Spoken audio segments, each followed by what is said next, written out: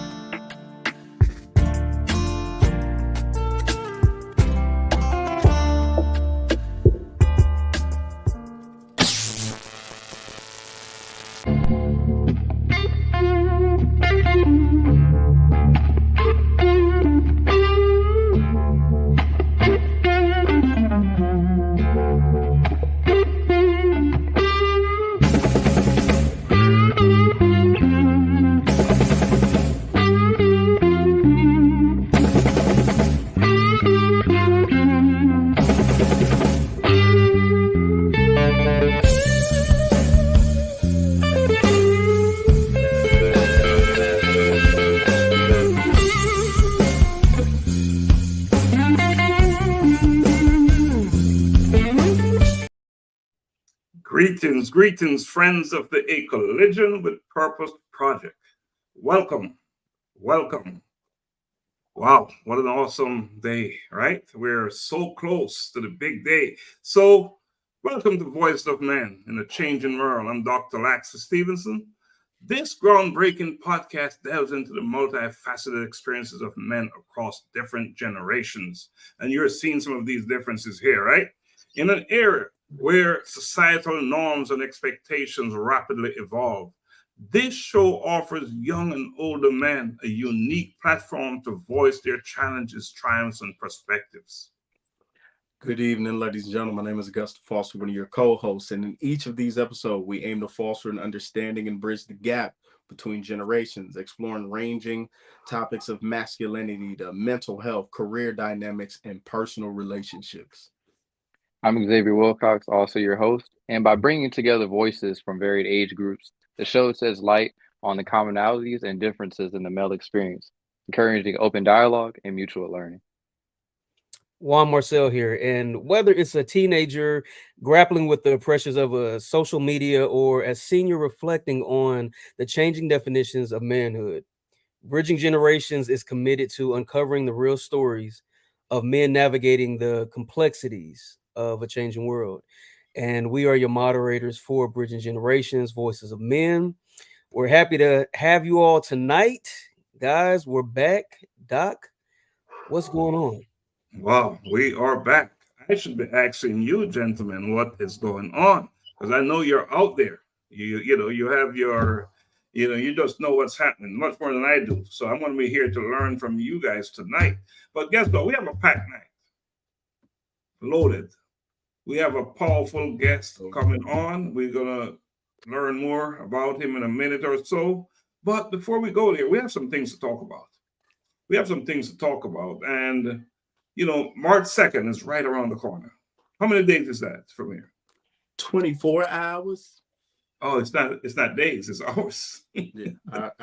I depending on your time zone, I say that it's 24 hours, because if you haven't purchased the ticket yet, you should have purchased the ticket yesterday, but you do have a chance tomorrow and the day of. So within the next 24 hours, if you want to come out and take a part with some amazing minds, have a great conversation, live entertainment, and to be amongst people who are really looking and actively cultivating the future and changing your community, Snellville's the place to be on Saturday night. Cancel your plans. Make plans to be in Snellville Saturday night. 4210 Shiloh Road in Snellville, Georgia. Shiloh High Shiloh School. High School. We'll be in the theater. And guess what? Xavier Willcox, he will, our host here, he will be doing the welcoming remarks there. He'll be welcoming you to the event. So Xavier, what you got to say? And it's going to be a wonderful time. And to all the seniors that are out there, come on, because we're giving out money. Yeah, we're giving out money. So come on, get yourself entered into the scholarship that we're going to give out. And you never know if you're going to get it unless you come. So pull up. Why didn't you tell me about you giving out money? I make sure I'm going to be there. Oh, you're giving out money.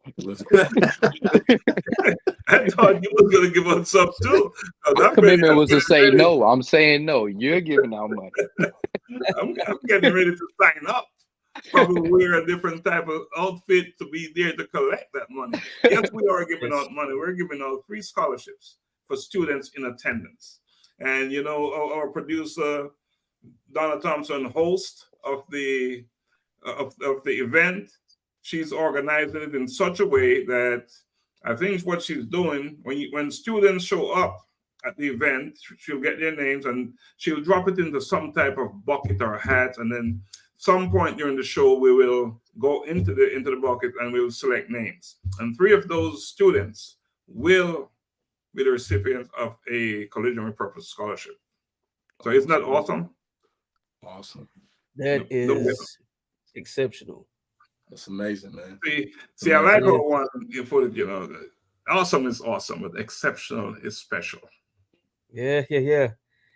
That's unprecedented, you know. It is. And that's another word I like, because this event is unprecedented. It is not a typical book signing. No. We're honoring 13 individuals, 13 of our unsung heroes. These individuals are out there doing it, day in, day out. We're honoring our students. In fact, students can attend this event for free, no charge. Free. That's a big deal. Mm. We are not holding them back. We're not restricting them from learning and growing because of some $100 or whatever. We're making this event available to them because we believe, we know that what we're doing is so important. What they will learn there is necessary. So we should not let money get in the way of that. In fact, we're giving them money for coming. 3 of them, only 3. We got to be careful with that, because next thing you know, Xavier will be saying, he's giving away some more money. Giving away some more money. We don't want this. They're going to take you down. Man, listen, think it is Willy Wonka with the golden ticket. They'll be like, Dr. Laxley, we heard. So you heard it here. Xavier said it. We're giving away 3 scholarships, and that's exactly what we'll be doing. And where else can you go and get paid for just showing up? Man, where they do that at? They didn't do that back in my time. No. There was no giveaway. You had to earn that. I had to write something. I had to audition. I had to do something. Yes. And so there's also entertainment. We're having guitar player will be playing. We're having a saxophone player. We're having recitals. We're having other types of entertainment. From students will be performing as well, you know, and professional musicians will be performing as well. So it's just going to be an amazing night, you know. And I tell you what, the big thing too, we talk about we're honoring people. We have our collaborators in the book. I interviewed 70 plus individuals from different corners of the world. And guess what? 2 of those individuals, they're on this platform right now, Juan and Augusta, and their story is in the book. Isn't that powerful? Somebody put me on the program. You'll be like, what? Yeah, listen. Oh, no, the program. So both of them will be, in fact, all 4 of us on this platform will be speaking. It seems like we've been practicing, right? Oh, yeah. Oh, absolutely. So all 4 of us will be speaking at this powerful event, a colloquium in pursuit of purpose. And you know, when you purchase your ticket, right, $100 for the ticket, you admit 2 individuals, but you also get a signed copy of this the hard copy, this powerful book. There it is. One, your story is in there. Powerful story. Augusta, your story is in there. And Augusta, there was a thing you said in your story that when your friend saw you in that police uniform, your friend said, "You a police officer?" Yeah. No way, no how can you be?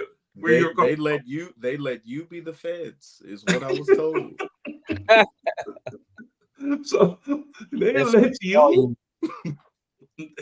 That was it. Okay, you of all people. That's what he was saying to you, right? Yeah. But that is, you know, when God has blessed you to be on your purpose, situations that you really shouldn't have made it out of. Miraculously, you look back 20, 30 years and say, hey man, that purpose, the blessing of that purpose got me out of there. Wow. That's big. He redeemed you to be the bridge. Man, listen. Yeah. And here we are tonight, bridging generations, voices of men. And we'll have 5 men on this platform tonight talking about the stuff, right? Shedding shackles. That is what we're going to talk about tonight. But before we even get into that, we made a commitment. So let's talk about the commitment. Who wants to go first? I guess I'll go first. Go ahead, X. No, go ahead. So my commitment. We're fighting to go first, you know. That's the type of. No, I'm just used to it. Getting thrown under the bus. But my commitment was to say no and to focus more on myself.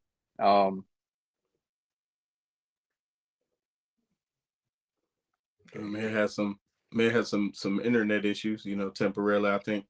He's back. He's back. I was about to say, did the internet tell you? Did the internet tell you no? But, yeah. I love it. So tell us about saying no. But yeah, so I was saying no, and I was focusing on myself, but I didn't realize that with me saying no, God can still say no as well. So a lot of things were going good for myself. I was positioning myself to get into another job to get some more income. Everything was going great. Everything was going good, but I just needed a few documents from the IRS. I hope they're listening to me because I got some words from the IRS, but I needed a few documents and they didn't come on time. And I looked at it like I was doing everything right. Did all the paperwork and stuff like that, but I wasn't totally into the position that I wanted to be in. I was trying to convince myself to be there, but I feel like it was God kind of telling me not just yet. And then even though with that moment, I still went on the same company, same website, and I seen 2 more jobs that paid double the price that they were paying for that job. So with me being hard-headed and still kind of trying to go against what was, you know, meant for me and just trying to go forward and rush into something, God still kind of kept me level-headed and kept me grounded into where I needed to be. So just because you say no doesn't mean that that's God saying yes. That's kind of how I sum it up. Awesome. So now you wait in the what did the Juan is old enough to remember, you know, with the old folks you say, you know, in due season, you know, you wait in due season. Yeah. The time is coming. You know, I know there's one thing I'll never hear from Xavier again. Was it last week when he said it about the gray? Oh, the gray hair. All the gray. I don't think he'll go there again. But I almost had a few come out in my crown. Oh wow! All right, let's just keep it going around the table. Well, Lawan, I'll let you go. You seemed excited with Xavier. Man, I just want to add that, you know, I'm still, you know, a lot of you realize that behind the scenes, it seems like things to everyone else on the outside looking in, like things moving swiftly. Behind the scenes, it's a lot of work, you know, making callbacks, you know, checking emails, and just I talked about this, putting myself out there. So rather than I'm in this season of, you know, doing things scared and not overthinking it, is me putting myself out there. So not waiting for things to happen for me, but making things happen. So that's never been my mantra. I've always been of this mindset, well, if it's meant for me to have, to just fall in my lap, and I think I had to learn as I got older, like sometimes I can be a bit lazy, because there's what are you doing in the interim? And so that's what I've been doing in this season, is not waiting on things to happen for me. And so I've been using this opportunity to just develop relationships and network. One person in particular is a former NFL player. He played for the Detroit Lions.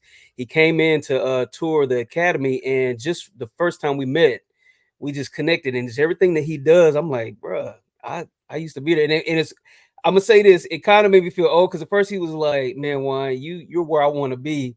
As I get older, I'm like, bro, I didn't even tell you my age. What you mean where you want to be? But it was a compliment. But everything he's doing now at 30, 31, he was just in Vegas. He had an event for the Super Bowl, and even partnered with Usher. So we've been talking back and forth through some things. And so he's from the area where I work. And so we've been talking about just adding more young guys to the lock-in and just the program period. So we're in the process of talking through a mentorship program, what that looks like, getting some of his buddies from the league, that are retired or some still active, to come and just to share some time, share some insight, especially the guys who want to go pro and do all of this, but they bring insight to what that really looks like. And then for those who are really serious about it, what it takes in the classroom and on the field and just in life. So we're in the process of talking through that right now. So I'm excited about that. As you should. As you should. Powerful stuff. All big things happening. So love it. I had a meeting this morning. I was online at 7 a.m. with Minister Patrick and his team from Kenya, Hope and Destiny Foundation. And man, was it awesome. We had a meeting, which we'll be doing once a month with the students that we're sponsoring. We had 3 of them on this morning. And I was so inspired by them, these kids, and their vision, what they're building on and wanting to achieve, for themselves and for their family. It was just so powerful. I left that meeting knowing that there's more work that we need to do. More work. And that I'm in the right place as well. And that a collision with purpose is doing the right thing. And at the event, you'll see more. You'll see more of that. So we'll be playing some videos. But walk away from the meeting more than convinced that, yes, the right work has been done and in the right place at the right time. So, powerful stuff there. And so the next meeting with these students, we'll probably do it live on this platform. How about that? That'd be cool. We'll probably do it live. And because when something good is happening, we have a responsibility to get it out there, right? Enough bad things is getting out there, right? Right. So how do we counter all that stuff that is floating around out there, that's coming at us, that's so rapid, so fast? Is to get enough good things out there. So that is exactly what we'll do in a meeting coming up. So great meeting this morning. It actually lasted for 3 hours. That's how good it was. Mm-hmm. We did it on this. Yeah, we did it on, and it's powerful stuff. But what is happening, gentlemen? What is going on in the news? What is happening out there that can impact us? Augusta, you have anything for us? I'll say 2. They're not minor, but two historic things occurred. A special shout out to my cousin Robert Woodley, who played an integral role in organizing and developing Toledo, Ohio's, and I believe Northern Ohio's first Black-owned barber college ever in the city. And I believe in Northern Ohio, it's the first time or something like that in over 100 years.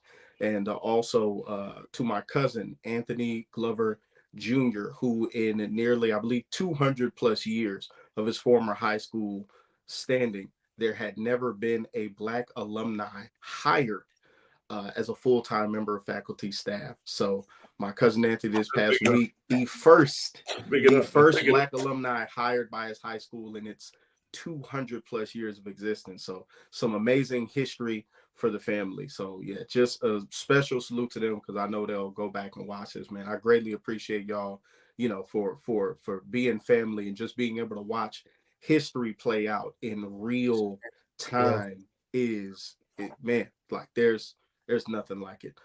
History makers. Man, like literally, I had to tell my cousin when I called him, I said, I was like, you're in a book. I was like, you have to understand, like, your face at some point in juncture in time will go on to a wall as a representative for not just his family, but your people as a whole at an institution that's graduated state senators and mayors and military generals. I'm like, you are truly leading the way for the next generation there. Like, and it's amazing, man. So, outside of that, the news I had was, I believe it was maybe 2 to 3 weeks ago on one of these episodes, and we kind of went into a little bit about politics. And I just said, you know, I've always been someone who, I grew up with a mother who was involved in politics in Los Angeles. I'm somebody who's a huge supporter of voting locally and understand the importance of voting locally. Down in the state of Mississippi, I believe it's State Bill 8454. There's been a proposal passed to, in June of 2028, they want to consolidate a number of colleges. And the reason this is important news to those of us and many of the people who watch, one of them is an all-women's college in Mississippi, which has been standing for years. The other three are land-grant institutions, historically Black colleges, HBCUs. Now, this was initially pitched around 7 to 8 years ago, and it gained no traction. The Republican senator who pushed it, nobody would agree to it. They said there's no way we're closing institutions. But fast forward in the climate that we live in today, and you know, just the lack of funding and underfunding for HBCUs and the attention that they've gotten where the money hasn't lined up, they're now looking in the next 3.5 years to close, I believe, Alcorn. I can't believe if it's Alcorn, but it's Alcorn State, Jackson State University, and Mississippi Valley. And these are schools where each of them have basically, you know, you look at a school like Mississippi Valley and their graduation and its existence in the surrounding county area created the middle class for Black people. An institution like Alcorn that introduced people to higher level education and technological jobs. And it would be an absolute disservice. So I wanted to bring that here to just talk about, you know, the not just the underfunding and lack of funding, but to start the conversation on not just is education important, but education is extremely important when gained from people who look like you. Yeah. So yeah, Mississippi, thumbs down to you as of right now. And you know, the big story there is the content is powerful. However, we must vote. Right. Vote. Absolutely. Local elections. You know, we often tend to get excited when it's a presidential election. But there are decisions made locally every single day that is affecting us, our lives, in so many ways. So vote. Can we say that? Let's say vote. Vote. Can't say that enough. Can't say that enough. Every time. Every time. And get to know your local, you know, politicians. Get to know them. So thanks for sharing that. You know, thanks for sharing that, Augusta. What is there anything else you want to talk about before we take our first break? Anything else? Juan, you have anything on your mind you want to share? Xavier? Well, I was just going to say, just to what Augusta just shared, I actually have family members who went to Mississippi Valley State and are doing pretty well, and I credit a lot of it to that experience. So that's alarming and just interesting to hear that. My brother actually went to Mississippi Valley State. Yeah, but this isn't going to be the stop of it with HBCUs. They are slowly but surely attacking it. I know, because I went to HBCU in South Carolina. They're working on doing the same thing over there. They've been doing some things with the funding that goes to HBCUs. Like in South Carolina, pretty much every HBCU is directly next to another school, and they give a certain amount of funding to schools and that are away from each other versus the ones that are next to each other. They get a small amount of funding, and every HBCU is next to another HBCU in South Carolina. Wow. But Just be on the lookout for this. Is not if it can happen to Jackson State, it can happen to Clark Atlanta, it can happen to Morris Brown, it can happen to any of the schools that are near us. Right. So just be on the lookout. We got to protect our schools. Don't sound to me like they're shedding shackles, huh? Yeah. Trying to put them back on. They're putting them on. Yeah. Now, gentlemen, and because of that, let me ask you a question. Why is Bridging Generations, Voices of Men important? Why is this an important platform? Oh, I think it's in the title. Twofold. Bridging generations and then the voices of men. Two things that I honestly don't think that and I'll just be honest, that the systems of America were designed for such platforms that we're sitting on. Number one, for Black and brown men to bind together and see eye to eye in order to strengthen their community, right? And to give a voice to a lot of real issues and not just complain, not even complain, but even provide solutions and insight that will empower and invigorate, you know. And so our country is not designed for that. So that's why it's major, because we're sitting here and to some it may just seem like another podcast or some black guys talking, but the truth of it is in the title, like Bridging Generations, you know. And we're not the only ones. And I tip my hat off to everyone else that's out there working and putting in work to strengthen our community, because this is what we get to do, is change the narrative, because it's been told for us, and it's been told for us for too long, to the point we're talking about education. And in several states, a few states, they're trying to do away and erase our history. Right. And so if no one's speaking out about it, then the generations that come up, they only believe what they're being taught. So someone has to be bold enough to say that's not the truth, you know, and stand. What did John Lewis say? You know, the late great, you know, good trouble. And I'm all about good trouble. You know, if it's going to strengthen the community, you know, and provide more shoulders for us to stand on, then I'm all down for good trouble. John Lewis, what a man, what a leader. Love it. Yeah. Yes. This is definitely important, because stuff like this doesn't go viral. It's easier for let's say Vlad TV or Charleston White, but he's depending on what he's saying on a good day, he might say something good, but he has to go through all that stuff for you to even hear what he has to say.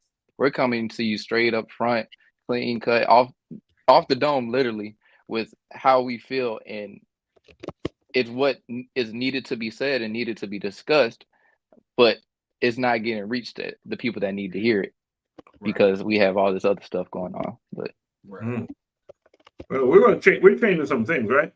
Absolutely. We're going to shake it up. We're going to shake it up. And what we're doing here, because it is so important, because as Juan said, it's in the title. Bridging Generations, Voices of Men. Essential, right? All right, so Augusta, I know you didn't get to jump in, but we need to take a break. We need to take a break. So let's take a quick break, and when we come back, you will introduce our guest. You know, we don't want to have him waiting too long in the green room, right? So when we come back, we'll bring him on. So let's take a quick break.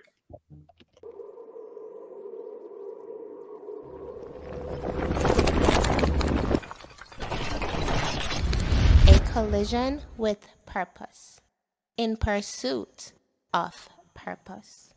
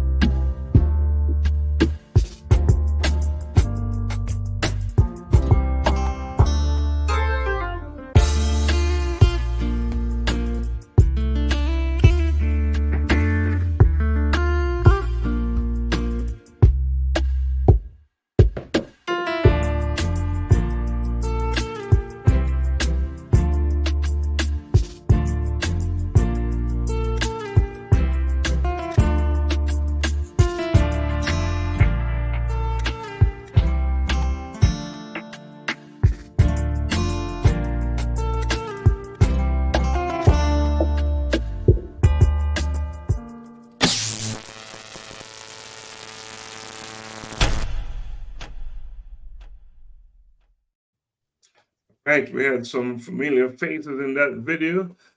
Those are the individuals are in the book. Some off, some off. Like I said, some of them are there, some are missing. So we interviewed 70 plus individuals. 18 of those stories are in the book. So you know there'll be a volume 2 coming because all of those stories, all those individuals could have made it, but I was told we could only do 18. So that is the only reason we don't have a book with 70. If not, it would be a big, giant book. Anyway, so let's keep it moving. Is our guest ready? Is Lavon, is he ready? I don't see him. I don't see him. Lavon is ready. All right, Augusta, can you bring him on? Let's introduce, do what you do, and then we'll give him a drum, bring him on. So extremely excited to invite this brother on. Talk about trials, tribulations, setbacks, disappointment. A man who on his 3rd birthday, his father was killed. A man who experienced the issues with relationships, abuse, being on welfare for over a decade with his mother. But through it all, he lives by Romans 12:2 and Deuteronomy 31:8. Christ has always been the center of his life. He believes that his faith has solidified who he is. It helped his mother transition immediately from junior college into work. It helped him graduate from Westchester University outside of Philadelphia. He's an accomplished author. He's written 3 books. He runs an amazing nonprofit called Path to Greatness, which I'm sure he's going to go into that and the work that they've done. In the time that he has been running that program, he has engaged over 10,000 students in over 40 schools in the Philadelphia area. So when we talk about bridging generations and people active in their community, I believe Lavon absolutely exemplifies that. Not only does he do it alone, he has an awesome helpmeet in his wife. They do a show and a couple of events that they refer to as Hanging with the Howards LLC. And they're basically trying to get couples to where they are in their life of being blessed and finding themselves and being healthy just as couples. So yeah, man, amazing brother. Glad to bring him on here. Glad for him to talk about the work that he and his family and his team are doing. So yeah, man, you guys could bring my brother Lavon Howard on up. Drum roll, drum roll, drum roll, drum roll, drum roll, drum roll, drum. Oh, he got on there before the roll, but that's okay. That's okay. He showed up. Lavon, how are you, man? You sound like a superhero, man. No, I'm not a superhero. I'm just a servant of God. That's all I am. That bio, man, you doing it, brother. And sometimes I'm looking back, I'm like, wow, that's really me. Sometimes you gotta humble yourself. You're like, that's the life that's really happened to my life. So, some things that I wish I accomplished, not accomplished yet. So so that's all work of God. So God's doing my life and how He brought me over when I didn't have a relationship with Him when I was younger. So, like Augusta said, my father was murdered on my 3rd birthday. I was 3 years old, and I born and raised in Philadelphia, Pennsylvania. Born and raised in North Philadelphia. You really had to have a tough mindset to survive the streets of North Philadelphia. And what you see every day is streets, drugs, violence, negativity. But like I grew up in a single parent home. My mom, I was on welfare first 14 years. And when I got pregnant, my mom got pregnant. When she had a baby, she quit her job. So she really quit her job immediately. Back in the day, she worked at this place called Bell Atlantic. This is now, I think, for Verizon now. But she had a good job there. She was young. And when she had me, she didn't quit her job. She didn't want me in daycare. They want people, strangers around me, so she wanted to do it by herself. And fast forward a couple years later, my dad was murdered on his birthday for no reason, for no reason at all, because he refused to give someone a gold watch that he got from his job on that day. So then from there, I developed I had a lot of issues, self-esteem issues growing up, and I had a speech problem growing up where I go to speech therapy from 2nd grade through college. So I went to speech therapy from 2nd grade for 5th grade, middle school, 7th, 8th grade, off of high school, and I did 3 years of college because that was more at 18, 19, 21, my decision to do it because I wanted to be a teacher. So my first dream growing up was to be I wanted to be a sports announcer on ESPN. That was my favorite show growing up, and my favorite person growing up was actually Stuart Scott. So Booyah! yeah. So he the first person that gravitated toward me. I like, okay, I can see what I'm doing this. So there were others like James Brown. There was John Saunders. You know, but Stuart Scott was different because he was his own person. Like he didn't let people that way trying to transform him and be something that he wasn't. So, and it was sad that he passed away, but a lot of people didn't know his story to the end when he dealt with cancer, and and like a lot of people didn't know what he did. He opened a lot of doors for a lot of people, So that was my person growing up. But when I got to that was my dream for about 6 years when I was younger. Then eighth grade, when I was 14 years old, I was doing this program where the eighth graders would go down to the younger grades to talk to them for help them out for a Wednesday. So I went there. I was part of another person. The person stopped showing up, and I started leading the kids in games and having fun with them. And I know as every time I came down where the kids got excited, they would know that I was going to have fun with them, but also going to learn something at the same time. And that kind of opened up the door for me to like, hey, I should pursue teaching because there's something that I didn't see growing up. I didn't see black males in the classroom. I remember I had one black male teacher in my experience that was the fourth grade. So I never saw black men. I saw black women in the classroom, but I never saw black men in the classroom leading students and facilitating lessons with students. So, I wanted to change the narrative of that while I was 14 years old. So I wanted to be a teacher. Even though I went through a lot of bullying, I was bullied a lot of years. I really had no friends. I was the only child.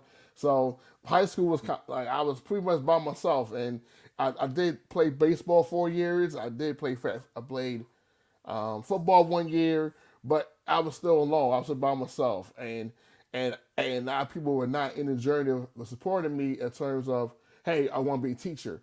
So so that was my path, and that was something I was going to do, and I didn't know how to go around doing it. So, and plus I was in North Philly. I grew in North Philly, and like I'll tell you one story that really changed my life. And so going to elementary school, I went to elementary school for second and fifth grade. Then at fifth grade, all those kids I knew in our school were going to a school called Everson. So I was thinking, I'm going there because my friends are going there. So my mom told me one day, she said, you're going to a school called Dobson.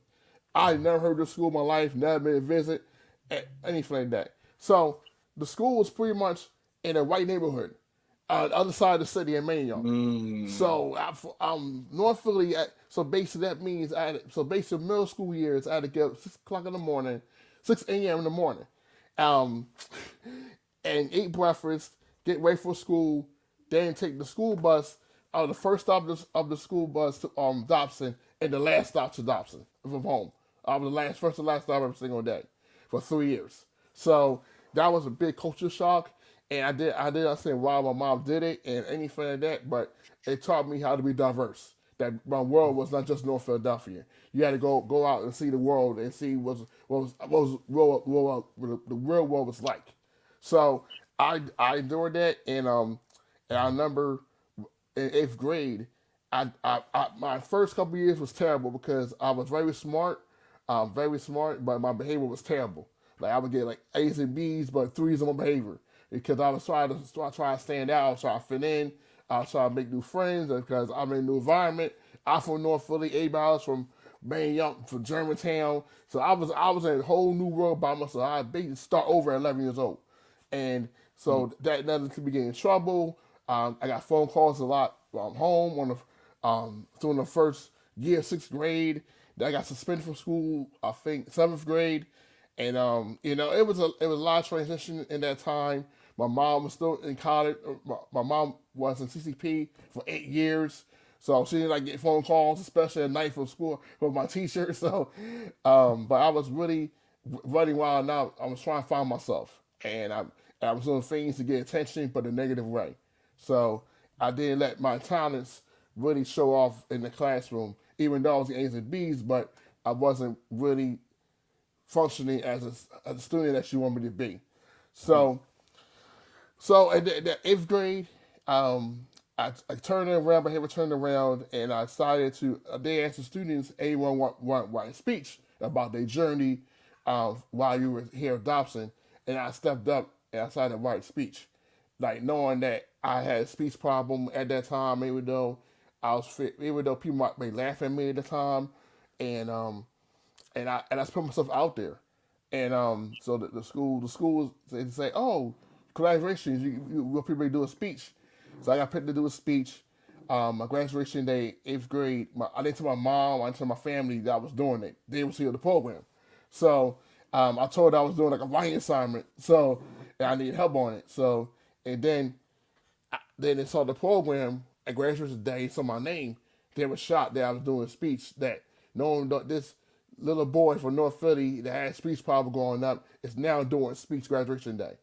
So that's one of the things that kind of turned my life around, because I spoke about my journey and and how how like how God brought us over. Even though I didn't have a relationship with God, I didn't know God, I didn't read the Bible or anything. I know God was there. So me and my mom was on welfare first 14 years of my life, but it wasn't. We embraced it. It wasn't like we complained about it. You know, we had everything. We had food. We had heat. We had lights. We had everything was on, and I didn't have cable back then. But I'm glad I didn't, because all the shows I was watching was on Fox, NBC. You know, Fresh Prince, Martin, Never Single, Fame Matters. All my shows were on primetime television, so I was good. I didn't need cable back then. I didn't need cable, so I was all right. And then I remember the same year, '96, my mom was finishing up 8 years at CCP, because she would do part time in the mornings and come home and receive me at afternoon from school. So my mom was on last semester. She did this internship program, and she graduated on Mother's Day, '96. And all the way back from graduation, she told my grandma and me, and my grandma and my mom's boyfriend at the time, the big news that they hired her to start CCP. She started CCP the next day.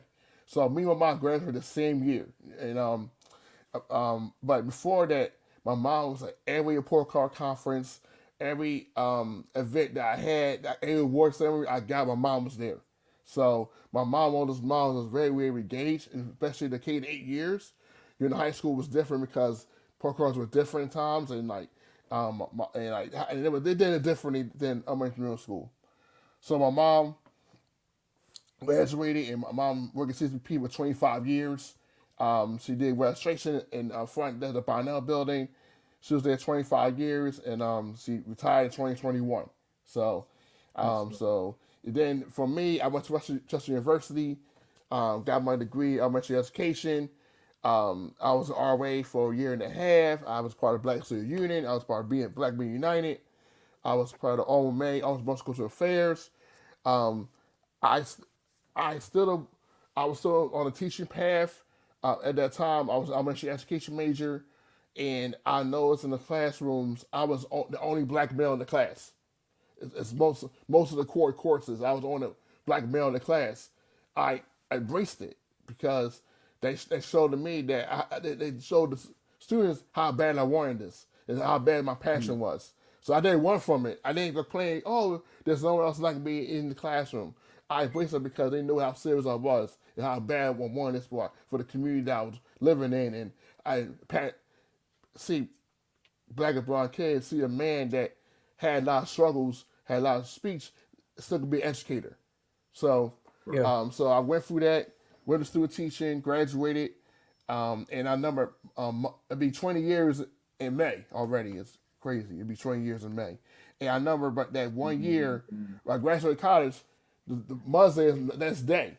So as my Mother's Day gift, I gave my mom my diploma, my degree for Mother's Day. So so that's and then that same Mother's Day, I got baptized in my church. I got baptized on Mother's Day in my church, and I felt that was the time for me to change, go on a spiritual journey. At Westchester, I started my spiritual journey there. There's thing called Master Builders. They had every Tuesday. The whole freshman year, I started going to about the end of my freshman year. Yeah, I noticed the teaching was so different. It wasn't like church. It was different. It was like conversations. You actually that you got involved and asked questions and you examined your thinking as a Christian. And even though I didn't know what Christian was, but I kind of understand what the Bible was about and how this person was drawing like 150 students every Tuesday in a science building. So, and it was different. And then when I was home my last semester doing student teaching, I joined my church and Highway Temple Deliverance. And I was there a couple summers before, just visiting, checking it out.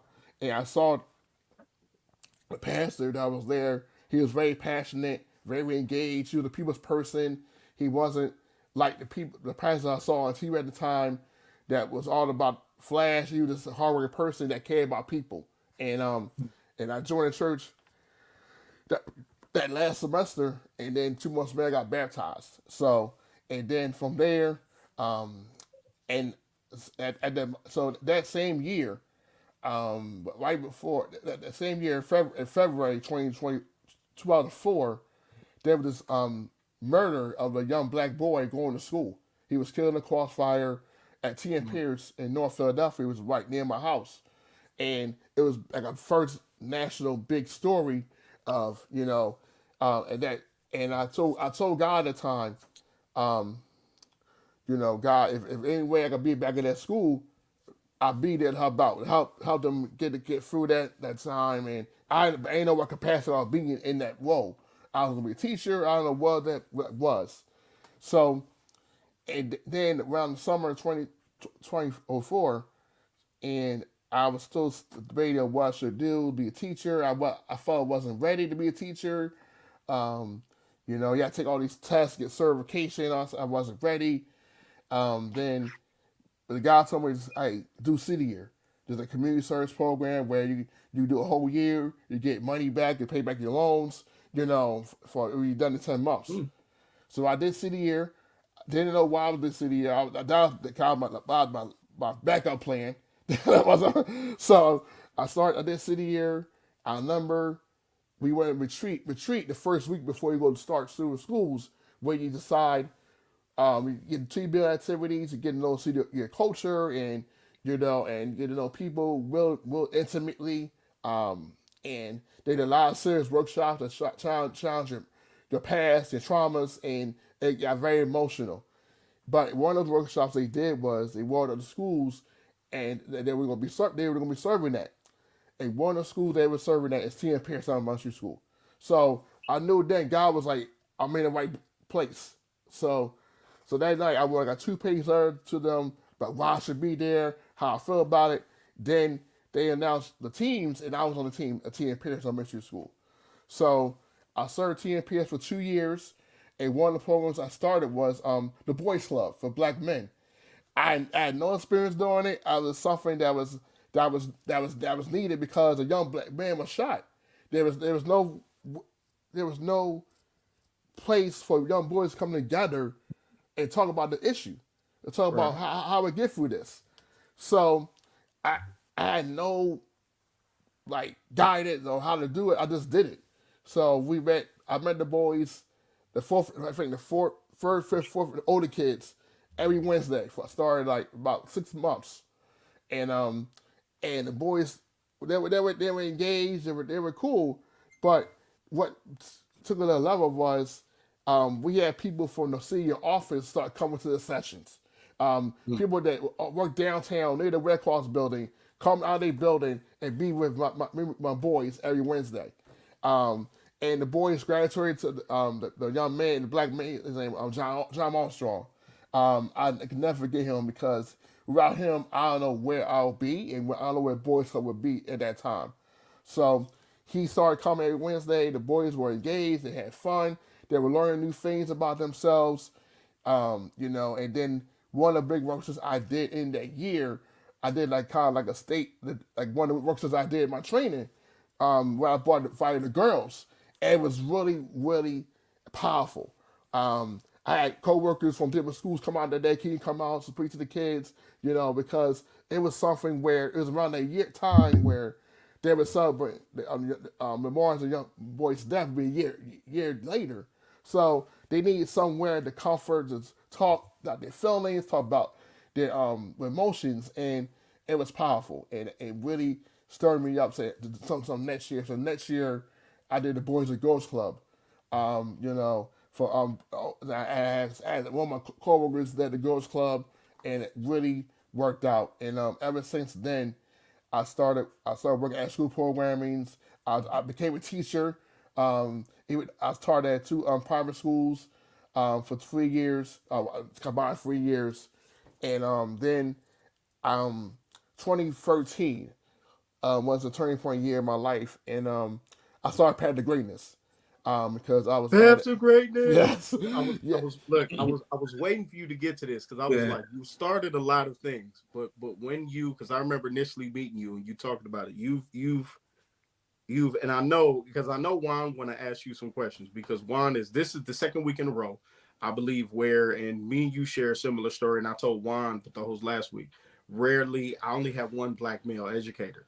And the fact that, again, for the second week in a row, I'm in a space with two black male educators. And it's saddening, but encouraging at the same time that the most black male teachers I've seen in one space have been online. So Juan, I know you as an educator, do you got any questions for Brother Lavon before he goes in the path to greatness? Man, well, two things. I want to say this. I was like, your story is like, man, just remarkable. What came to mind was the phrase triumphant journeys. Man, to be able to just triumph in adversity, but then see beyond your own need and go serve your community. I think that's big. I think some of the best educators come from that same mindset. So how important was it for you to educate boys that look like you? How important was that?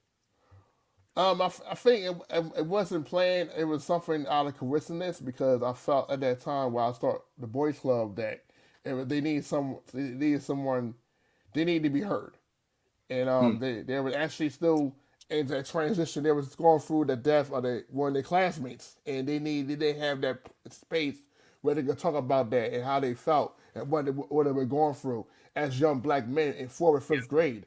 So and I felt like I had to fill the gap, even though I wasn't ready to do it. But God on my side, so you better start doing something. Yeah. So and I didn't talk about math or reading. I talk about things that we dealt with, like anger, forgiveness, leadership, things that our young men need at the time to get through that, so they can share and learn something different from everyday schools. So at that time, that was when the PSA test was really big, and the kids are getting to talk to do out the test. I was like, I had to do something different. I had to get their mind free, and not think about tests. Talk about their journey as young boys, what they were dealing with every single day, going to school and going home to school. What they, cause a lot of the boys I worked with that time, they had a dad in the home. They had a lot of them came with single parents, and they had to be the man in the house at 19 years old. Right. So they didn't know how to be a boy. They know how to compartmentalize what happened to their classmates. They had to be the man in the house. So they couldn't learn how to be an actual boy, and learn how to find out who they are, have fun and play video games. They had to babysit or wash the dishes or cook their own dinner, while mom was at work. So I felt like me doing it at the time was different, and also there were also had male co-work teammates at my site. They didn't support me on that, so I was just me by myself. So I had to find people outside my team to come help me out that had the same passion I was. They supported it, but it wasn't in there. It wasn't like they gonna come every week and help me out. So I had to figure it out my own. So I had a incredible boss at the time. She was a female. She was kind of like, I think, a little older than me, but she sparked something in me to say, you need to do this. You need to stop being lazy about it and start doing it, and not do it not do it in fear. because a lot of times if you Look, don't look, what, look. We pointing because I knew at some point you were gonna kind of lead to it, because that's why Juan been sitting back deeper in the chair. Juan, what have you been saying all year? Do it scared, man. do it scared. Do it scared. Yeah, doing scared. So that's where it started. And then it kind of blew up. And I had private people come every Wednesday.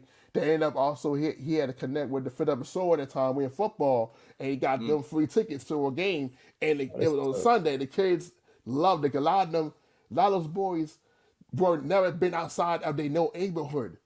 They never outside, especially after the Uber got shot. They never been outside.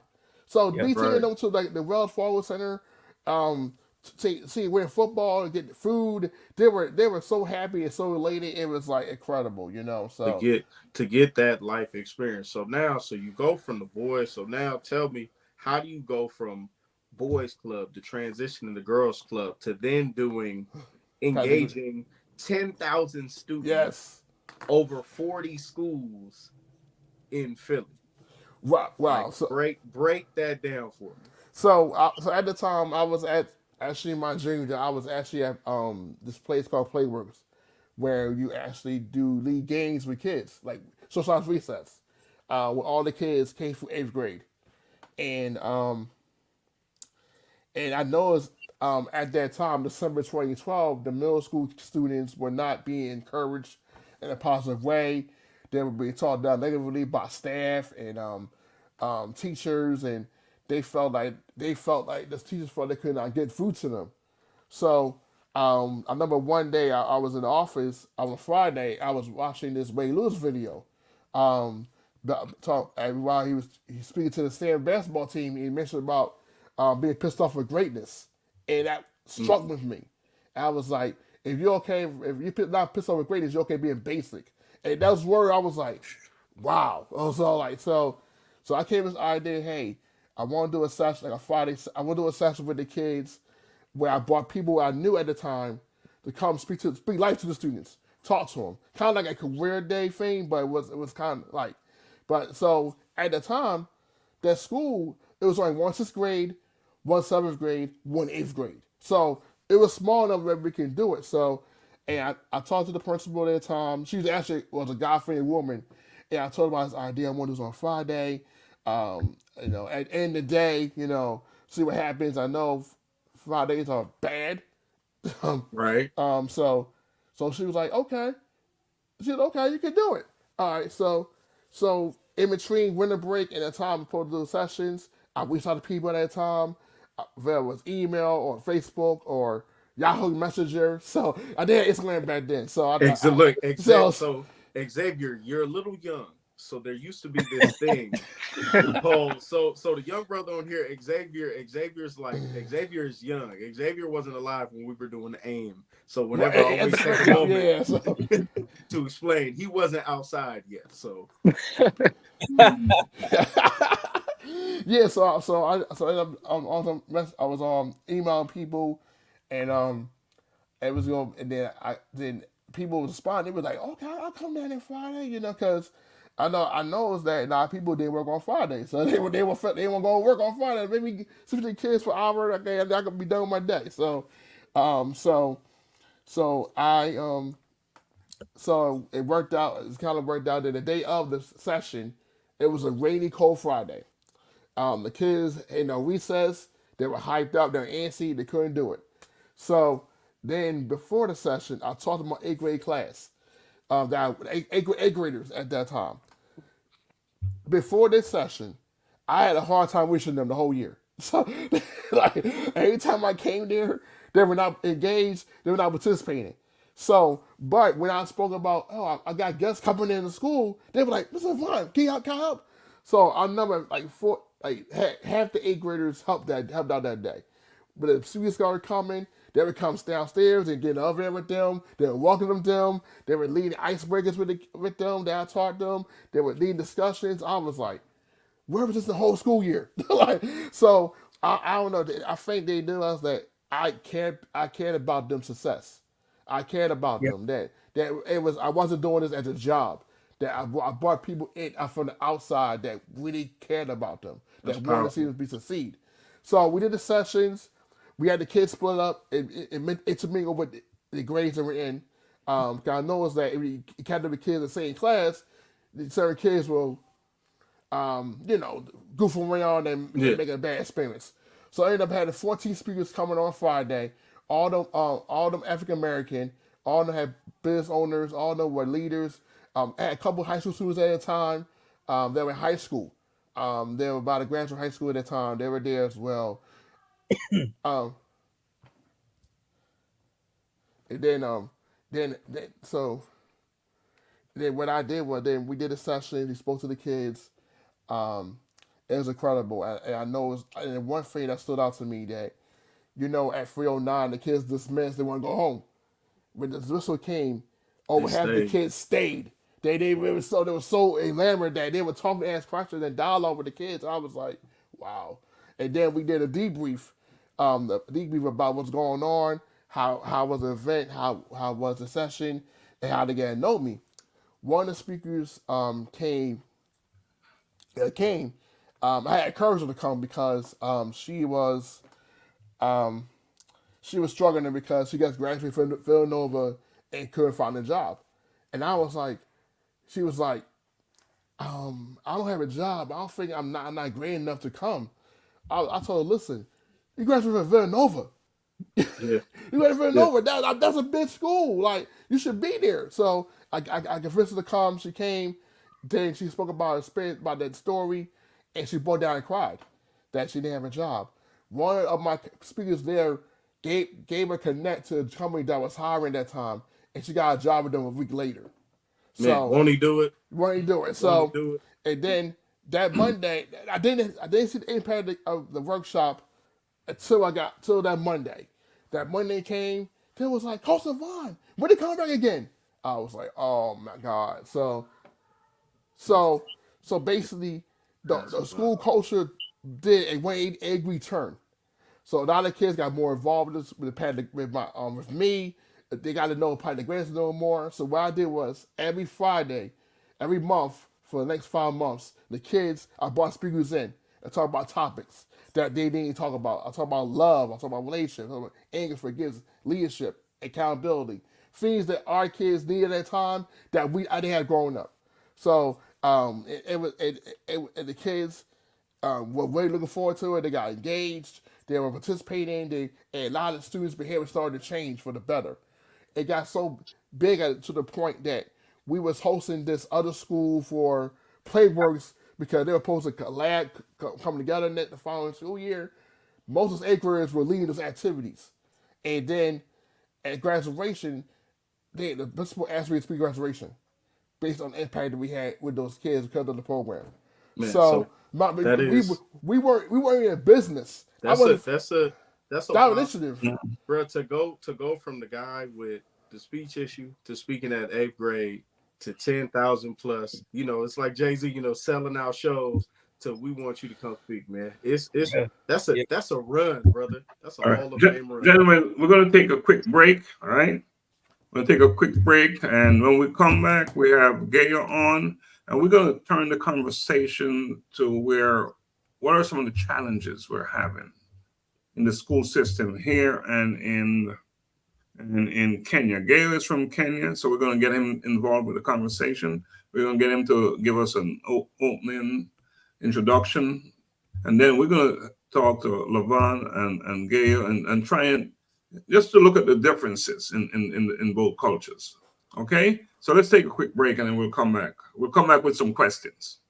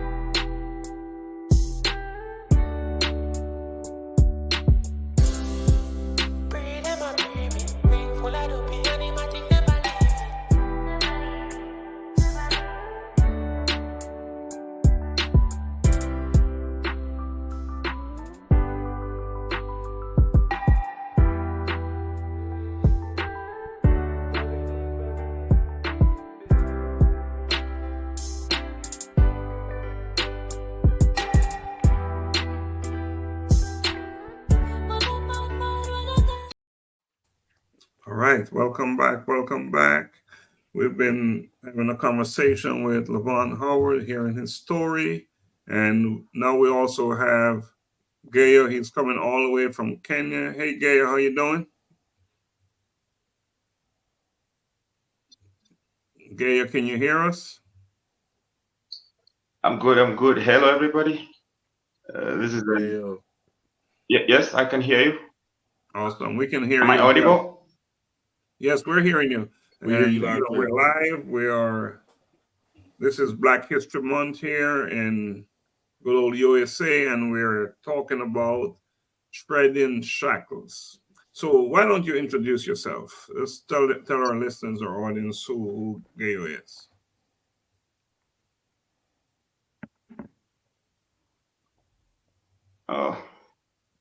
But thank you so much for having me here. This is Gayo Wakoli.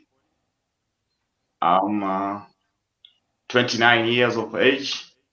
I don't think I'm elder to most of you. Starting from Doc, I think you're my eldest. Maybe I have my age mates, I have my siblings, younger siblings. Xavier should be. But yeah, so yeah, I'm a financial accountant. Thank you. It's been a good occasion. I joined in earlier on, but I wasn't on the video. I was up on the Facebook Live. And first things first, I'm a financial accountant by profession. I'm a sales professional as well, and an enthusiast in entrepreneurship. With all these together, I'm a firm believer of Christ Jesus. And yes, I have to quote it, born again.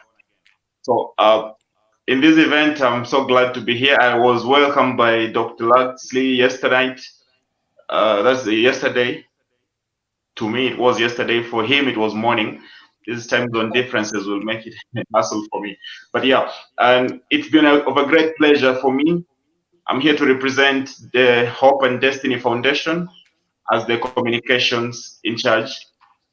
And I believe with this, we are going to empower our fellow men out there, especially the black man. And as a person, I will specifically be attached to the black male. Why it's not a most commonly spoken topic here in Africa because we're all black. But in the States and in the European nations, it is something of a great importance to be noted and spoken of. I've personally attended school campus level. I was in India for my bachelor's degree. That is in Asia, and you will come across a lot of Indians asking, "Why are you black?" And is it because maybe you don't take a bath or maybe you don't use soap? I think most light-skinned people, if they don't use soap to take a bath, they will start getting the dark pitch. But now this is only in the side of awareness. People are not so much aware that we have a black race, and maybe it's just the melanin difference, and that is not of an issue for us. For us, what we need is internal awareness of ourselves. We need to know ourselves as black people. We need to understand what our potentials are and how good can we occupy spaces in the world. Starting from my own country, Kenya, it is a lovely place. Receive my greetings. Receive on behalf of all Kenyans and Africans at large. We say hi. And you as our brothers, we say it is always important to connect and find the dots that are missing so that we can be one.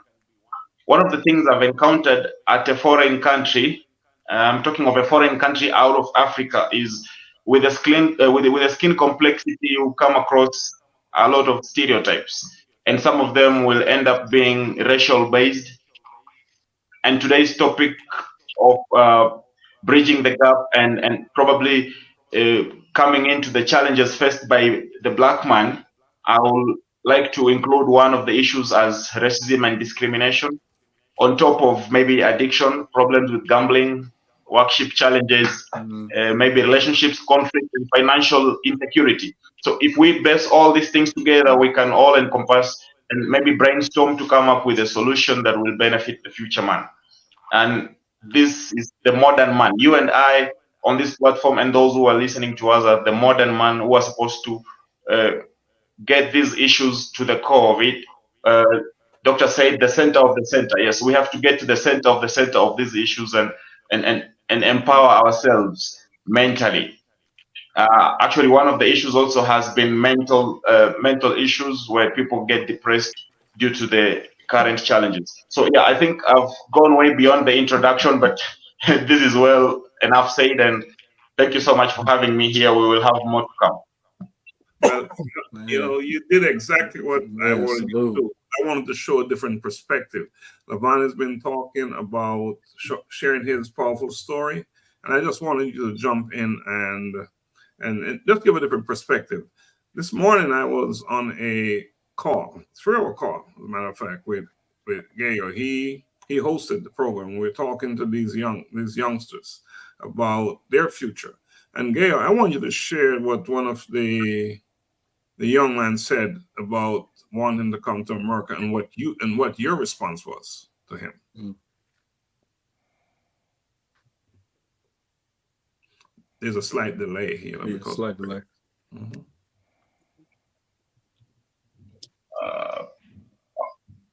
Wow, this was nice.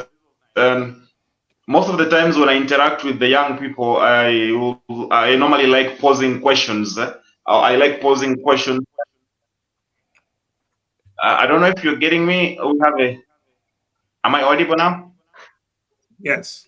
You're good.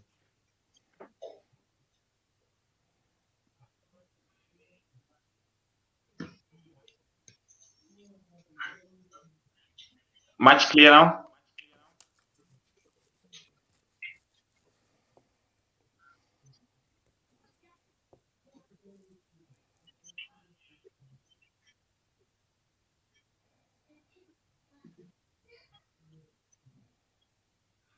Gail, can you hear us? Perfect. Okay, I think yeah, I can hear you now. I hope the delay is gone. We no more have the delay, right? No, should be. Can you hear us right now? All right. Perfect. Yeah. So in the morning we had a conversation with our young brothers and a sister. One of the questions I posed on this brother is, first of all, the sister. I posed the question to the sister, Faith, who is a student under a Collision with Purpose scholarship program, and I wanted to see what is their thought process like. So the question was, if I gave you capital investment for you to run a business while you are in school, so you are in school and the same business is running back at home, what business would you go for? And she came up and said, I will want the business to be a supermarket. So yeah, that was 10-all for me, and I was like, okay, good. Move on to the next student, Emmanuel. And Emmanuel says, on Emmanuel's question, I took it on a different perspective. If I offered you a chance to abandon everything and travel to a country of your choice, what country will you opt for? So Emmanuel said, I'll want to go to the United States. And so I have to ask why? Why the United States? Why not South Africa? Why not Cuba, or rather, why not Trinidad and Tobago? So Emmanuel says, okay, the United States is a beautiful country. Now just mark that it's a beautiful country. And yeah, what was the other thing? He says, what was this? He says it is a beautiful country, and what kind of like it is a land of opportunity. I will be able to do much. I will be able to do much in the United States than I am able to do it back here in Kenya. Now, to me, I didn't take it on offense because at his age, I was the same. I was not much difference. I could have given the same answers, and then yeah, I did actually. I was so much passionate of going to Japan. I always wanted to go to Japan and see how the technology works there and how they're doing their things, until I went to India for studies. So while at India, I used to tell my other African students, we were all of about 150 plus 100 students in the city Pune in Maharashtra state. And I used to tell them, okay, once I'm done with my studies here, I would love to go to the States. Or rather, no, I would like to go to Canada. Actually, that was the tussle. It's either United States or Canada.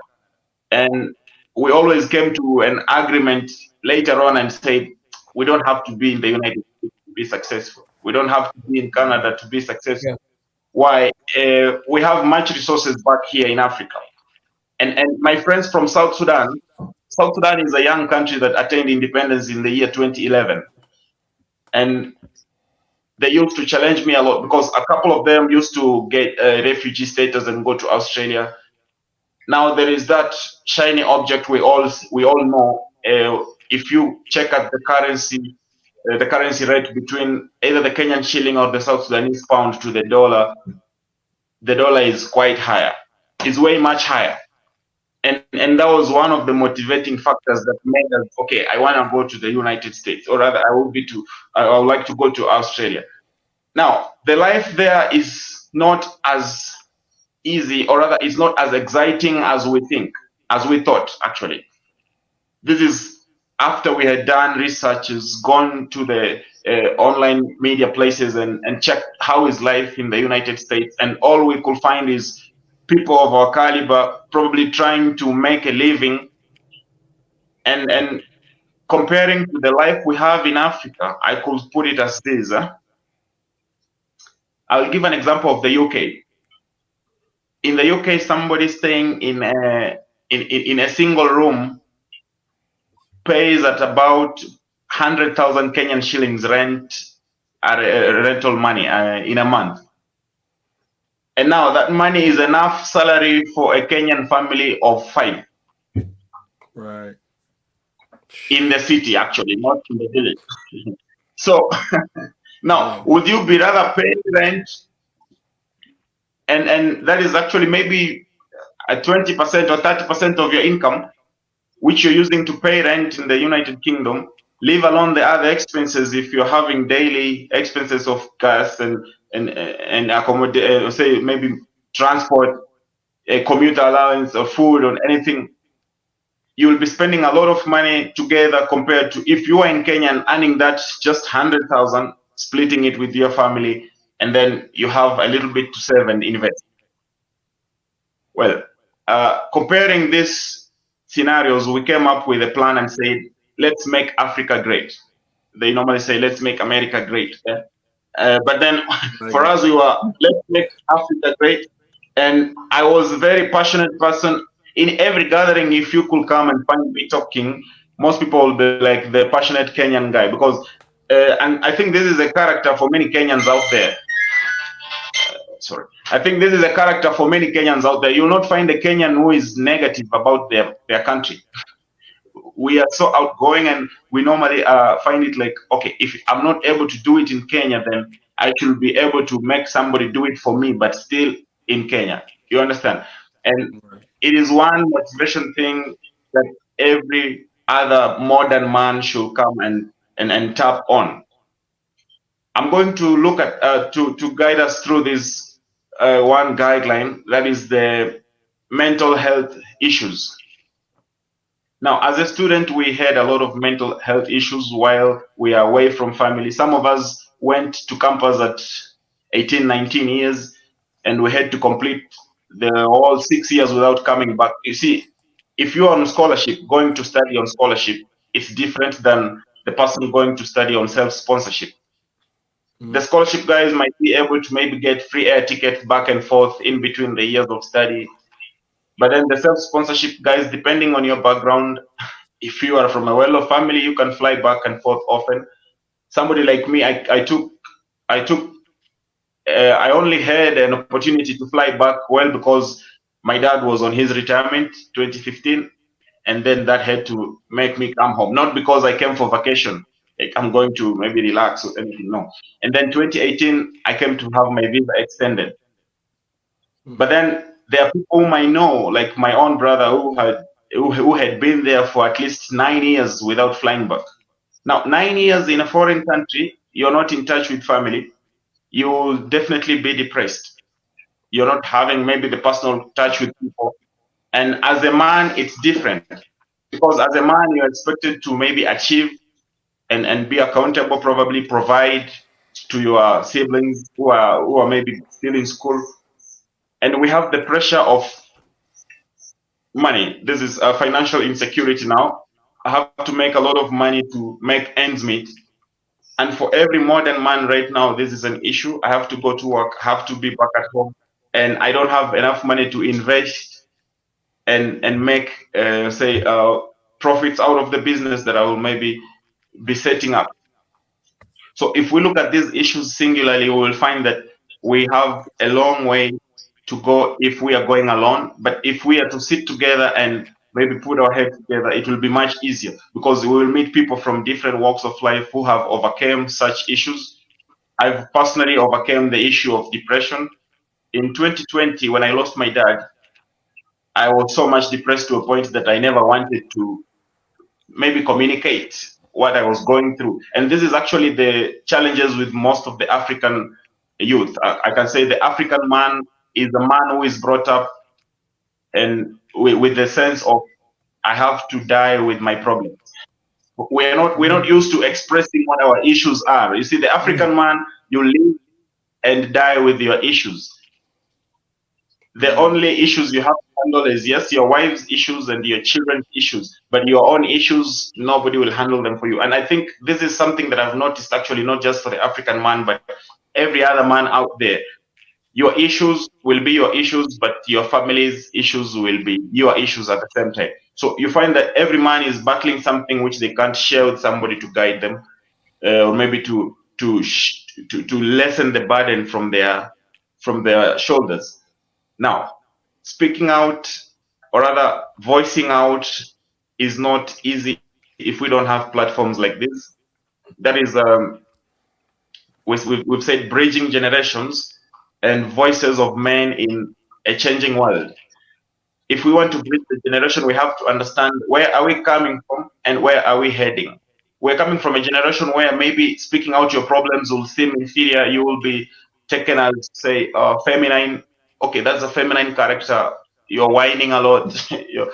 Something of the kind. Yeah, as a man, you have to be strong. You will be told such things. And if we go that way, we will have a lot of men depressed. We will have a lot of silent people dying and maybe crying in their pillows. And out there, we act strong. Now, that one will not make us productive. If you have anybody who is depressed, you will realize they are not productive in whatever they do, because they try to show that they're doing good, but then deep down, they're not. And now, having platforms like this will help us to identify. Yes, we can have counseling sessions, we can have mentors and life coaches coming up, having one-on-one sessions with people and getting to know. So we cannot probably get them to be publicized, but then having one-on-one sessions in a span of 5 years, you will have people come up and say, okay, I was at this place and now I'm here. I think that is the only way that we can be able to handle these issues of bridging the gap in the generations. Now, in Africa, the culture is well diverse. In Kenya, it could be different. Actually, in Kenya itself, we could have maybe 100 different cultures with 44 tribes. So every tribe will have maybe 3 different cultures in sub-tribes. And to bring all these people together, it's important to note that we have to make them understand they're coming from a history which is much cultural to a present moment, whereby we have to embrace the modern facilities, or rather the modern resources that we have to empower the modern man. The olden generation used to probably go hunting and gathering, maybe cattle keeping, herdsmen, but now we don't have those things right now, and we might not be able to tackle such issues if we don't do away with the cultures. We have to, yes, preserve the culture. We have to keep our virtues, values, but then there are some practices that if we have done away with them, then we have to introduce something that maybe assimilates the culture, but then promotes the growth of men mentally. We have had a lot of people giving up platforms where men can come in and talk to each other. I remember there is a group that I was part of. Now, this is not an African group. I was just part of an online group full of Western men. It's called The Modern Man. And here we used to come out and talk of issues facing men. And if I pulled up that same agenda and brought it back to Kenya as a point of reference, I believe we will have many people coming up. Now, this one also has to base on the age groups. It's very important that we look at what age group are you posing this agenda? Because as for me, I will pose it at my youth level. I'll look at people who are between, say, 8 years younger than me and 8 years elder to me. At that age group, then we can all have the same discussions. Things to do with relationships and conflicts in relationships. We have issues with the man to daughter and man to son relationships. If you're not in a position to relate well to your son, if you're not in a position to relate well with your daughter, it will affect them, and then we will not be able to maybe transform our lives in the coming future.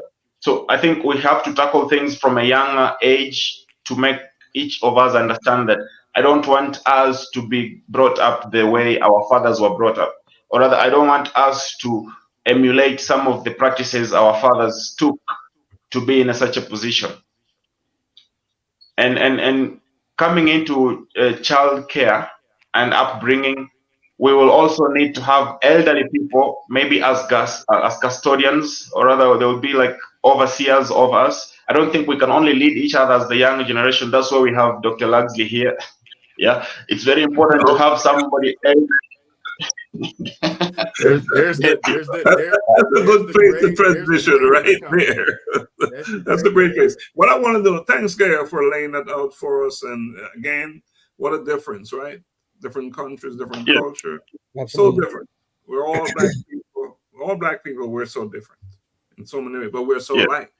We're so alike. Right. And that's what I wanted you to come on and talk about, your story. I'm familiar with what is going on in Kenya. I'm in touch with Kenya. Yeah. I've been there. I'm not sure if any of the other gentlemen have been to Kenya, but it's somewhere you want to go. Anyway, you need to go to Africa. Go check out Africa. But I recommend Kenya. So this, time is of the essence here. We're running out of time. But what I would like to do now is I would like to ask the host and the guests, let's ask some questions, some specific questions from Lavon and Gayo. So, Augusta, you want to go first? I'll look, since they're both in the space specifically for engaging what appears to be a lot of young men, and I see the parallels between even from what Lavon is doing in Philly and what Gayo is doing in Kenya. What challenges do you find with engaging young men? And this question is for both of you because a lot of the things seem similar. So even with that, what issues do you see with engaging the young men in Philly versus engaging the young men in Kenya?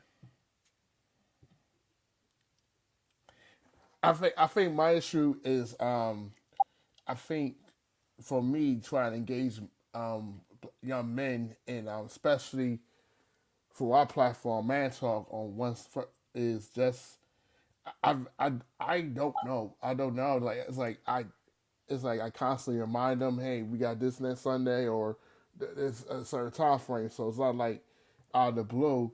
Like they know about what they know about the event. They know what's going on. They know hosted first Sunday. But it's like every time we host it, we go live. They don't get on. So I mean, we try to make topics relevant to them. Try to make sure they have a voice. They can share. They can share what's going on. I think the issue is it's like just there's not hunger for us. It's like something's missing for our men. That is hunger for us to come together. Like women come together in like 30 minutes, but men it's a harder time to reach them, and then you gotta believe that you're gonna be on there, yeah. And then so it's like they don't make this. They'll prioritize the seriousness of men coming together and men having a platform where they can talk about issues or successes and be in a space where we come together and network. So, and a lot of times maybe it stems from they haven't seen it or they don't see it Philly as much, of unity and coming together instead of like being a blessing to one another. We always try to be in competition with one another. So I think that's one of the challenges I deal with is trying to get men to at least say the date and at least hold them accountable to be on there. And I always tell people if you cannot be on there, share it with someone else that can't be on there.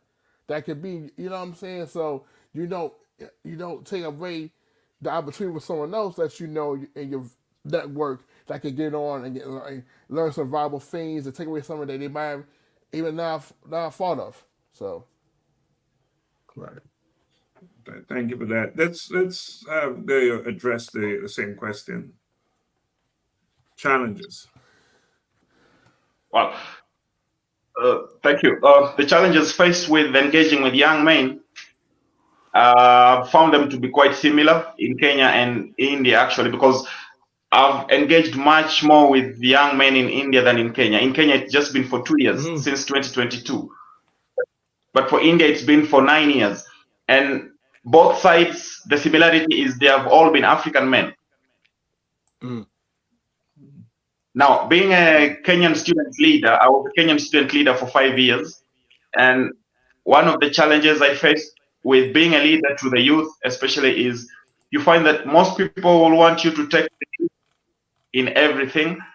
And yes, taking the lead means actually doing some of the things which they are meant to be doing.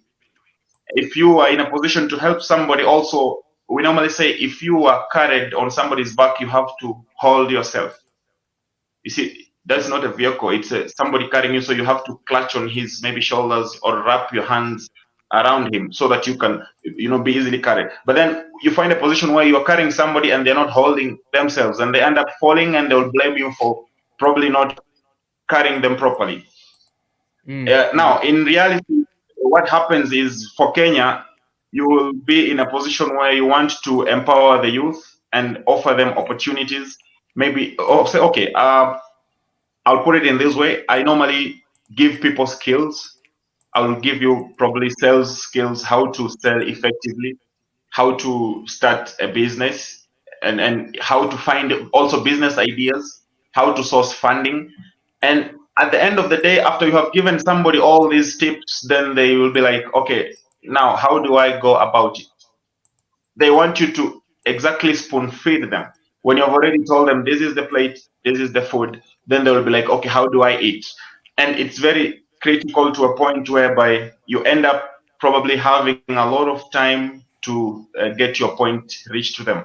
One of the issues is if you are maybe setting up a business and you want them to participate in investment, they will be like, okay, I'm going to lose my money if I invest in this. You have to do it first. Let me see you do it and succeed.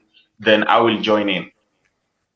And this is there is a challenge in people believing in themselves, one, and two, there is that cultural effect of some so and so did it and failed. So who are you to do it and succeed?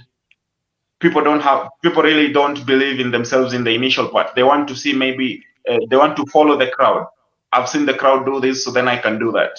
I can give an example of Facebook and social media platforms. Something like YouTube came up. It was quite active in Kenya after 2010.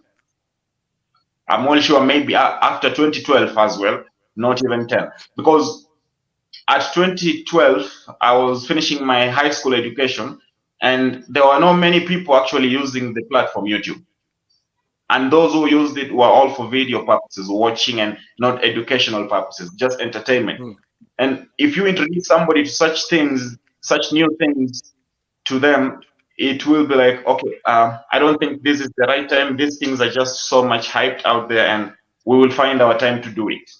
And until later on, until actually 2018, 19, is when I found people so much active using YouTube for learning, using YouTube for research, and maybe now we have other video platforms where we have other learning things happening. So I think one of the major issues is awareness. The youth are not much aware with themselves. The young man in Africa is not so much informed of where he wants to be. He might at least have an idea of, or rather maybe he might just have a passion of saying, I want to be like somebody else, but he doesn't understand what it takes to be there. They might also not be able to understand clearly that for me to be here, I have to take this path. I've come from a generation where people look at things and say, life will take its course. You see, we say, let it be as it shall be. In Swahili, they say, ikuwe venye itakuwa. It means no matter what I do in life, if I'm not destined to be successful, I won't succeed. They don't look at the other possibility of saying, if I do something a little bit extra, or if I do something a little bit differently, then I will succeed. So it's just a sense of accountability and maybe awareness, I can say. And Gayo, we talked about some of that today with the youngster. We're having a Skype discussion with them. So, well, I have a very basic question for Lavon and for you, Gayo. Same question. Can a man cry in front of their wife in Kenya and in America? North Philly? Come on. No way. No, wait, let's let Lavon go first. There's a problem in the family and you're in trouble. Can a man cry in front of his wife? Yes, absolutely. If he's being vulnerable, I mean, so like I think if it's like something he did bad, that's totally different. But it was like if he really going through something that's vulnerable, that's painful, it's absolutely. I think it's okay the man to cry. That shows that you're human. That you don't have to. That means you tired. That means like you're tired of what's going on and you want to change. I think a lot of times men are too prideful to be vulnerable, and I think that is even to your wife, your mom, or the other man. I think that's okay to be vulnerable. You know what I mean? Because we watch the NFL draft every year, NBA draft every year. What do you see me doing? When they get drafted, they start crying. So it's okay to cry. So if a man that got drafted to the NFL draft, NBA draft, it's easy a man can cry to his wife, even if he have a bad moment or something like where they going through, they're tired of it. They want change. I never thought about that comparison, but realistically, yeah, you get these kids who, you know, I mean, I'm a football fan, soccer and football. I want to get back to his answer though. Yeah, but no, because I say this because dudes will cry in front of millions of people comfortably, but the idea of doing it for their wife. Yeah. So let's get to the answer from Kenya, from my Kenyan brother. I want to show you perspectives. So actually, not just crying. It's not just crying alone. But then, as a man in Kenya, and I'm picking Kenya as an example of the African society. You're not supposed to show your weaknesses. In any case, you're broken down. You are going through a lot of challenges, and even to the point of death. Sadly to say, even to the point of death, as a man, you are not supposed to show your weaknesses. And so we've grown up in this kind of setting whereby I will not want to cry in front of even my mom, leave alone my wife and kids. As a son, I would not like to cry in front of my mom to express my pain, anger, or maybe brokenheartedness. But then there is an option for that. As a man, if you are broken, what you will do is you will take a walk to the woods and go do your things from there and come back when you. All right. So yeah, that's one of it. And then second, I will put on the side of death, because death is one of the saddest things that could happen to somebody in life. And if you lose a family member, a loved one, the mourning period is also estimated. You could have the initial screams, you could have the initial mourning at the point of death. But then a few hours after that, you will not see a single tear. And this is not actually for all men, a few of them. Most of the men, we usually have this saying that you swallow your tears. So you cry, yes, but they're going into the tummy. We say we have swallowed our tears. We know we've cried, but then they have not dropped to the ground. We say actually the tears should not drop to the ground for the kids to see. One of the moral issues about it was to not break the hearts of the young ones. Probably if a kid looks at you as the strongest person in the house and you're tearing down, then there will be so much broken. So we used to do it in such a way that we don't show our weaknesses to the kids. But in real sense, if we found space, I'm sure we will cry. We will cry a lot, but not screaming. We will maybe just have tears flowing, and then wipe ourselves dry, clean, and then come back in front of the family, maybe the wife or kids. What a difference, huh? Let's move on to someone else. So we're running out of time real fast. Juan, do you have a question that you want to ask both gentlemen? And let's no, try actually, short. So we're really out of time. Well, I was just going to say, I'm just listening to, so many, we keep talking about the differences, but it's amazing how it's globalized and there's so many similarities, just across seas, it's a little different, but, we in the society that we come up in as men, especially Black and brown men, we're not, it's not normalized to cry, break down, or share. I'm not going to say emotions. They'll see anger, but they won't see sadness or tears and stuff like that. So there's some similarities. Yes. So much in common. Much in common, a lot. So much in common. And gentlemen, I'm encouraging you, if you get the opportunity to go to Kenya, go to Kenya.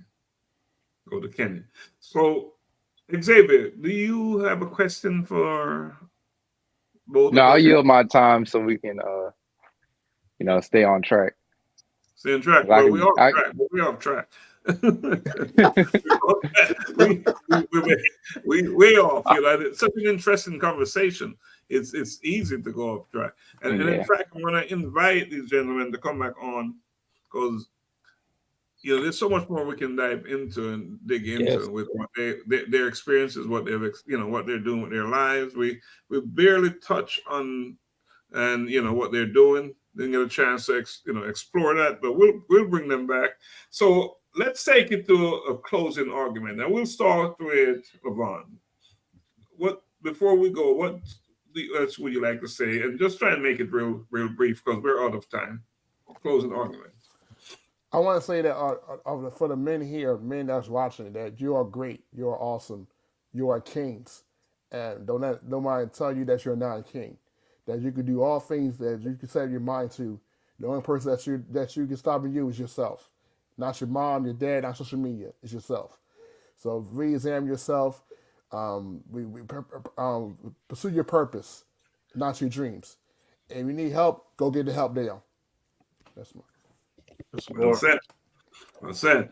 We'll go to our brother from Kenya. Just a quick closing argument. Let's keep it brief, please, because time.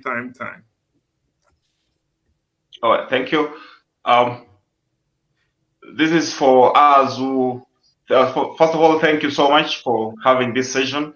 And as we close, I would like us to all go back and keep in mind that we have to raise somebody. Always remember, as a man, you have to raise somebody. It should not necessarily be your biological child, but make sure you have somebody under you that looks up to you and says, it's because of that guy that I am here. So I, as a man, have the responsibility of raising somebody with the societal morals, with strong mental stature, and show them that, yes, they have everything they have in them to grow. They don't need anything outside their real self to grow.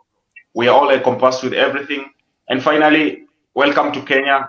Feel much at home. Say that in your language, Swahili. Oh yes, karibu sana Kenya. Karibu sana. Let's do Karibu it sana. right. All right, thank you, Gayo. Thanks for coming on. Short notice and joining us. So Augusta, closing argument, please. Time is of the essence. Oh man, thank everybody for coming in. I'm looking to supporting you, brothers. Lavon, as always, anything you have coming up, let me know. I'm looking to support. I'll see y'all all March 2nd. And Gayo, looking forward to Mandazi Hour because I know we're approaching. Thank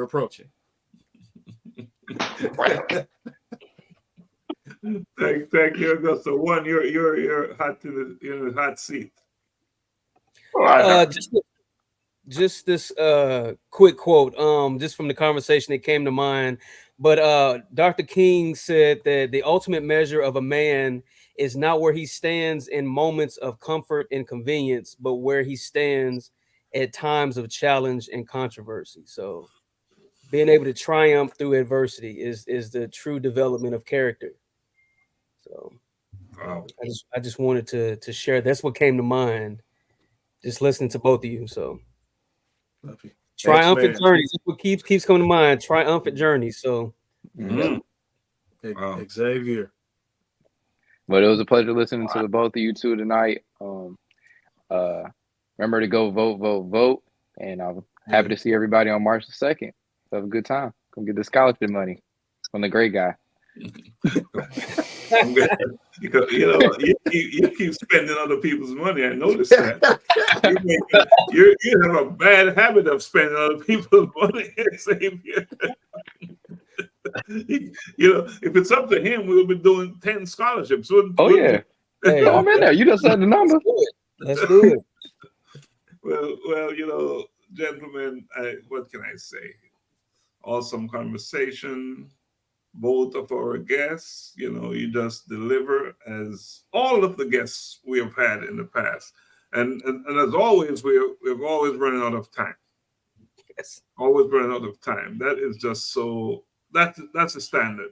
We have 6 of us on, not enough time to really dig as deep as we should, but we need to have different perspectives. So we will always have numbers on. The difference in culture, as much as we're the same, so that's a different. I was in Kenya, and one of the reasons why I asked that question, can a man cry in front of his woman or his wife? It's a no. You're weak. You're seen as weak.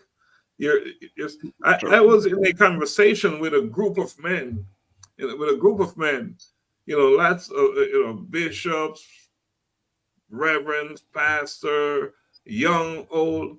And when I started to share my story I was telling them, they were living through me basically, because I was saying all these things and I show weaknesses here and there. And I know deep down in them, they're showing the same thing, but they couldn't say it. So they thought that was so interesting to hear a man in front of them, telling the real deal, because they go through it. Just like Gayo said, they go for a walk in the park. And they go shed their tears, or they go lock themselves up in the bathroom and shed their tears. That's exactly what happened. They close the door and they go and bawl their eyes out, then dry it off. As if nothing happened, and then they come back out. Yeah, that's exactly what happened. So, I'm just so appreciative that you all came on tonight, and we're out of time, but I just want to tell you, just keep loving your brother.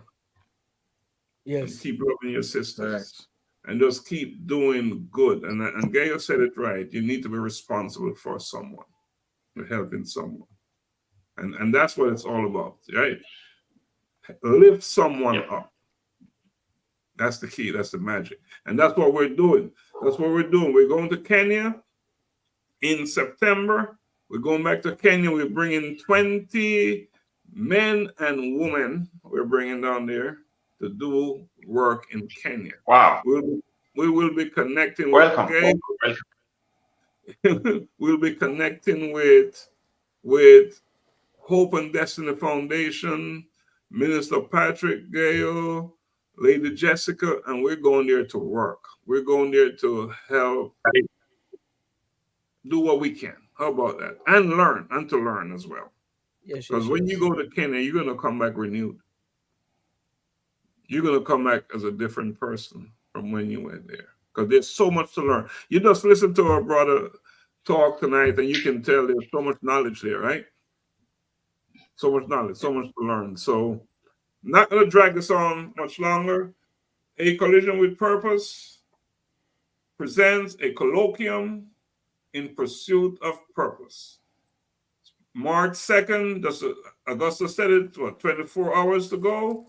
And Shiloh High School, 4210 Shiloh Road. Wow. Get your tickets. Show up. It's going to be something. So encourage you, if you have not bought your tickets yet, get them. So we're out of here. We're out of here, gentlemen. If you want to just hang on backstage for a brief minute, once the show is over, appreciate that. But Donald, please take us home. Thank you.